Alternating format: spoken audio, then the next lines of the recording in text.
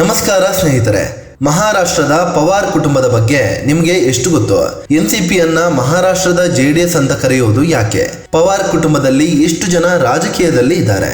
ಅಜಿತ್ ಪವಾರ್ ಚಿಕ್ಕಪ್ಪ ಶರದ್ ಪವಾರ್ ವಿರುದ್ಧ ಬಂಡೆದ್ದಿದ್ದು ಯಾಕೆ? ಮಹಾರಾಷ್ಟ್ರದಲ್ಲಿ ಇದು ಎಷ್ಟು ಭ್ರಷ್ಟ ಮನೆತನ ಗೊತ್ತಾ? ಎಲ್ಲವನ್ನ ಈ ವಿಡಿಯೋದಲ್ಲಿ ಡೀಟೇಲ್ ಆಗಿ ಹೇಳ್ತೀವಿ. ಅದಕ್ಕೂ ಮುನ್ನ ನೀವಿನ್ನೂ ನಮ್ಮ ಚಾನಲ್ಗೆ ಸಬ್ಸ್ಕ್ರೈಬ್ ಆಗಿಲ್ಲ ಅಂದ್ರೆ ಈಗಲೇ ಆಗಿ ನಮಗೆ ಸಪೋರ್ಟ್ ಮಾಡಿ. ನಿಮ್ಮ ಬೆಂಬಲ ನಮಗೆ ತುಂಬಾ ಮುಖ್ಯ.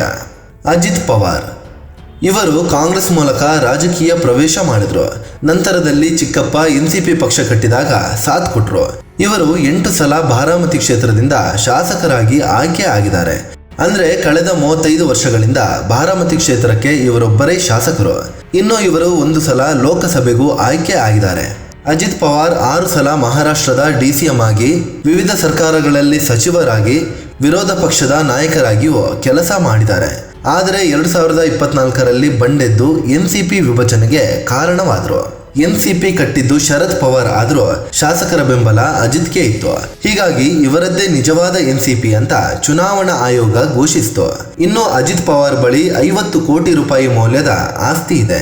ಸುನೇತ್ರಾ ಪವಾರ್ ಅಜಿತ್ ಕುಮಾರ್ ಪತ್ನಿ ಸುನೇತ್ರಾ ಪವಾರ್ ಇಬ್ಬರು 1985ರಲ್ಲಿ ಮದುವೆ ಆದ್ರು. ದಂಪತಿಗೆ 2 ಮಕ್ಕಳು. ಸುನೇತ್ರಾ ಕೂಡ ರಾಜಕೀಯದಲ್ಲಿ ತೊಡಗಿಸಿಕೊಂಡಿದ್ದು ಸದ್ಯ ರಾಜ್ಯಸಭೆ ಸಂಸದೆ ಆಗಿದ್ದಾರೆ. ಜೊತೆಗೆ ವಿವಿಧ ಸಂಸ್ಥೆಗಳ ಮೂಲಕ ಸಮಾಜ ಸೇವೆಯಲ್ಲಿ ತೊಡಗಿಸಿಕೊಂಡಿದ್ದಾರೆ. ಈಕೆ ಬಳಿ 71 ಕೋಟಿ ರೂಪಾಯಿ ಮೌಲ್ಯದ ಆಸ್ತಿ ಇದೆ. ಪಾರ್ಥ್ ಪವಾರ್ ಇವರಿಗೆ 35 ವರ್ಷ ವಯಸ್ಸಾಗಿದ್ದು ರಾಜಕೀಯದಲ್ಲಿ ತೊಡಗಿಸಿಕೊಂಡಿದ್ದಾರೆ. 2019ರ ಲೋಕಸಭೆ ಚುನಾವಣೆಯಲ್ಲಿ ಮಾವಾ ಕ್ಷೇತ್ರದಿಂದ ಸ್ಪರ್ಧೆ ಮಾಡಿದ್ರು, ಆದರೆ ಸೋಲು ಕಂಡ್ರು. ಇವರನ್ನ ಅಜಿತ್ ಪವಾರ್ ಉತ್ತರಾಧಿಕಾರಿ ರೀತಿಯಲ್ಲಿ ನೋಡಲಾಗ್ತಿದೆ. ಸದ್ಯ ಅಜಿತ್ ಪವಾರ್ ಅವರ ಬಾರಾಮತಿ ಕ್ಷೇತ್ರದ ಬೈ ಎಲೆಕ್ಷನ್ನಲ್ಲಿ ಇವರೇ ಸ್ಪರ್ಧೆ ಮಾಡುವುದು ಬಹುತೇಕ ಫಿಕ್ಸ್ ಆಗಿದೆ. ಇನ್ನು ಪಾರ್ಥ್ ಬಳಿ 20 ಕೋಟಿ ರೂಪಾಯಿ ಮೌಲ್ಯದ ಆಸ್ತಿ ಇದೆ. ಜೈ ಪವಾರ್ ಇವರು ಅಜಿತ್ ಪವಾರ್ ಅವರ 2ನೇ ಮಗ. ಜೈ ಸದ್ಯ ರಾಜಕೀಯದಿಂದ ಕಂಪ್ಲೀಟ್ ಆಗಿ ದೂರ ಉಳಿದಿದ್ದಾರೆ. ಜೊತೆಗೆ ತಮ್ಮನ್ನ ತಾವು ಉದ್ಯಮದಲ್ಲಿ ತೊಡಗಿಸಿಕೊಂಡಿದ್ದಾರೆ. ಒಂದೊಂದ್ಸಲ ತಂದೆ ಪರ ಅಥವಾ ಅಣ್ಣನ ಪರ ಪ್ರಚಾರದಲ್ಲಿ ಕಾಣಿಸಿಕೊಳ್ತಾರೆ ಅಷ್ಟೇ. ಇವಿಷ್ಟು ಅಜಿತ್ ಪವಾರ್ ಅವರ ಕುಟುಂಬ. ಪವಾರ್ ಕುಟುಂಬದಲ್ಲಿ ಇನ್ನೂ ಯಾರೆಲ್ಲ ರಾಜಕೀಯದಲ್ಲಿ ಇದ್ದಾರೆ ಅಂತ ನೋಡೋಣ. ಶರದ್ ಪವಾರ್ ಅಜಿತ್ ಪವಾರ್ ಚಿಕ್ಕಪ್ಪ ಈ ಶರದ್ ಪವಾರ್. ಅಜಿತ್ ಪವಾರ್ ರಾಜಕೀಯದಲ್ಲಿ ಪಳಗಿದ್ದು ಇವರ ಜೊತೆಯಲ್ಲೇ ಅನ್ನೋದು ವಿಶೇಷ. ಶರದ್ ಪವಾರ್ 1958ರಿಂದಲೂ ರಾಜಕೀಯದಲ್ಲಿ ತೊಡಗಿಸಿಕೊಂಡ ಹಿರಿಯ ನಾಯಕ. ಇವರು 3 ಸಲ ಸಿಎಂ ಆಗಿ, ಹಲವು ಸರ್ಕಾರಗಳಲ್ಲಿ ಸಚಿವರಾಗಿಯೂ ಕೆಲಸ ಮಾಡಿದ್ದಾರೆ. 7 ಸಲ ಶಾಸಕರಾಗಿ, 7 ಸಲ ಲೋಕಸಭೆ ಸಂಸದರಾಗಿ ಮತ್ತು 2 ಸಲ ರಾಜ್ಯಸಭೆ ಸಂಸದರಾಗಿ ಆಯ್ಕೆ ಆಗಿದ್ದಾರೆ. ಈಗಲೂ ರಾಜ್ಯಸಭೆ ಸಂಸದರಾಗಿ ಕೆಲಸ ಮಾಡ್ತಿದ್ದಾರೆ. ಮೊದಲು ಕಾಂಗ್ರೆಸ್ನಲ್ಲಿ ಗುರುತಿಸಿಕೊಂಡಿದ್ದ ಇವರು 1999ರಲ್ಲಿ ಎನ್ಸಿಪಿ ಕಟ್ಟಿದ್ರು. ಇವರ ಹತ್ರ 32 ಕೋಟಿ 73 ಲಕ್ಷ ರೂಪಾಯಿ ಮೌಲ್ಯದ ಆಸ್ತಿ ಇದೆ.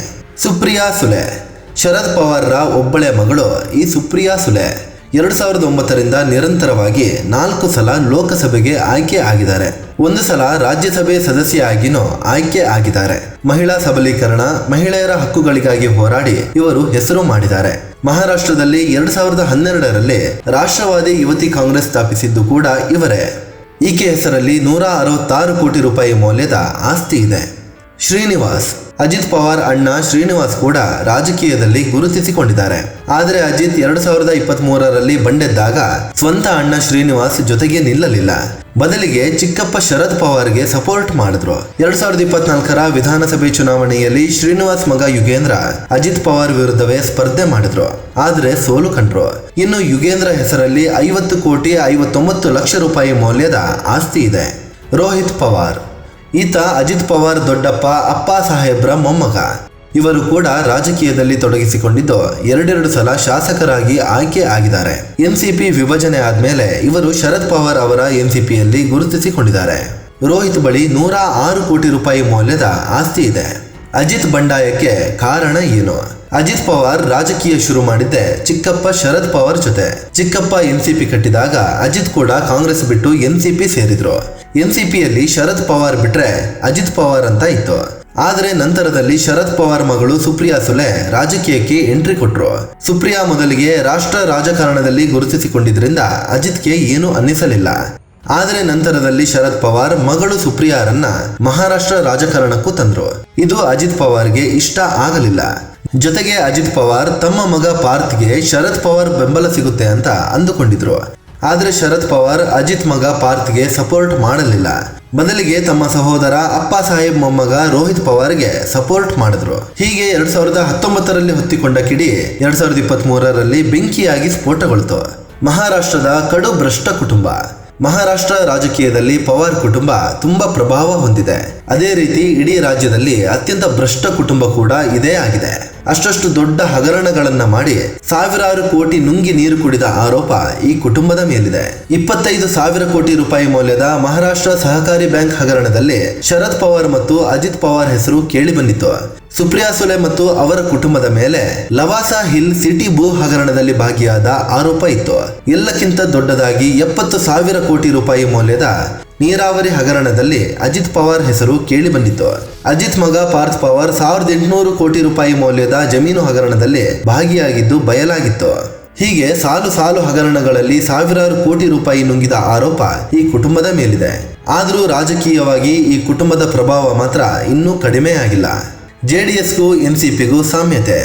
1999ರಲ್ಲಿ ಕಾಂಗ್ರೆಸ್ನಿಂದ ಹೊರಬಂದು ಶರದ್ ಪವಾರ್ ಎನ್ಸಿಪಿ ಕಟ್ಟಿದ್ರು. ಈವರೆಗೆ ಒಂದೇ ಒಂದು ಸಲ ಪಕ್ಷಕ್ಕೆ ಬಹುಮತ ಬಂದಿಲ್ಲ. ಆದರೆ ವಿವಿಧ ಪಕ್ಷಗಳ ಜೊತೆ ಸೇರಿಕೊಂಡು 5-6 ಸಲ ಸರ್ಕಾರ ರಚಿಸಿದೆ. ಕಿಂಗ್ ಮೇಕರ್ ಆಗಿ ಹೊರಹೊಮ್ಮಿದೆ. ಇನ್ನು ಪಕ್ಷದಲ್ಲಿ ಕುಟುಂಬದ್ದೇ ಪ್ರಭಾವ ಜಾಸ್ತಿ ಇದೆ. ಅದೇ ರೀತಿ ರಾಜ್ಯದಲ್ಲಿ 1999ರಲ್ಲಿ ದೇವೇಗೌಡರು ಜನತಾದಳದಿಂದ ಹೊರಬಂದು ಜೆಡಿಎಸ್ ಕಟ್ಟಿದ್ರು. ಜೆಡಿಎಸ್ಗೂ ಈವರೆಗೆ ಒಂದೇ ಒಂದು ಸಲ ಬಹುಮತ ಬಂದಿಲ್ಲ.